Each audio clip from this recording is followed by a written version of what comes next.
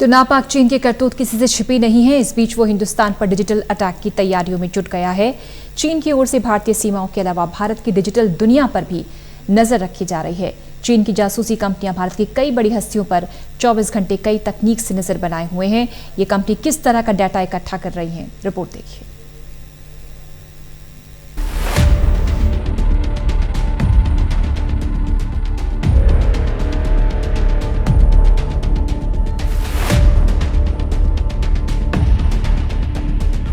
चीन की चाल, चरित्र और चेहरा पूरी दुनिया जानती है। वो कहता कुछ है, करता कुछ है, दिखाता कुछ है और दिल में कुछ और ही होता है। कुल मिलाकर एक ऐसा देश जिसका पूरा समय दुनिया भर में साजिश कर अपना वर्चस्व कायम करने पर है।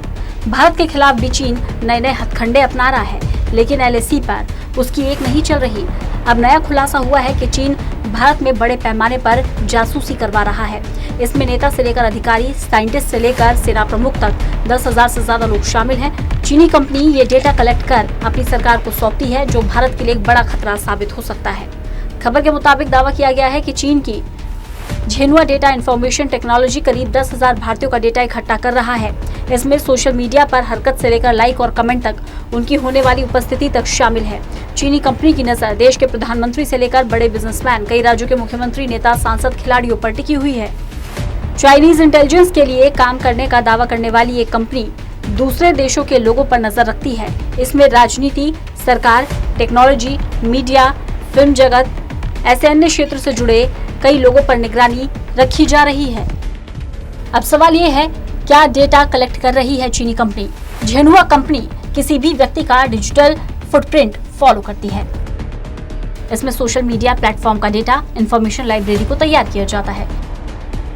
इन डेटा में सिर्फ डिजिटल प्लेटफॉर्म पर उपलब्ध चीजें नहीं हैं, बल्कि सभी कागजात, कौन कहां शामिल हो रहा है, कौन किसे हायर कर रहा है, ऐसी भी बातें नोटिस की जाती हैं। यानी इस कंपनी का काम किसी भी व्यक्ति का पूरा डेटाबेस तैयार कर चीनी सरकार और उसकी एजेंसियों को सौंपना है। दरअसल आने वाले समय में युद्ध का तरीका काफी हद तक बदलने वाला है। एक्सपर्ट्स की माने तो पारंपरिक युद्ध के साथ ही हाइब्रिड वेरफेयर में जिसकी महारत होगी वही बाजी मारेगा। हाइब्रिड वेरफेयर में पारंपरिक, अनियमित और साइबर वॉरफेयर के साथ साथ फेक न्यूज, प्रोपेगेंडा, कूटनीतिक चाल, इन सभी का मिलाकर इस्तेमाल होता है। चीन ने जिस पैमाने पर भारत की प्रमुख हस्तियों पर निगरानी रखी है, वो चौंकाने वाला है। अभी हाल ही में भारत से एक चीनी नागरिक को गिरफ्तार किया गया था, जो भारत में रहकर हवाला का काम करने के अलावा कुछ जरूरी जानकारी भी अपने देश में भेजता था। ऐसे में बॉर्डर से लेकर डिजिटल दुनिया तक जमीनी स्तर पर चीन कई तरह के जाल बिछाने में लगा हुआ है। कुछ वक्त पहले ही भारत सरकार ने डेटा चोरी और सुरक्षा के खतरे को देखते हुए करीब 100 से ज्यादा चीनी मोबाइल ऐप पर बैन लगा दिया था, जो इस तरह का डेटा कलेक्ट करती थी।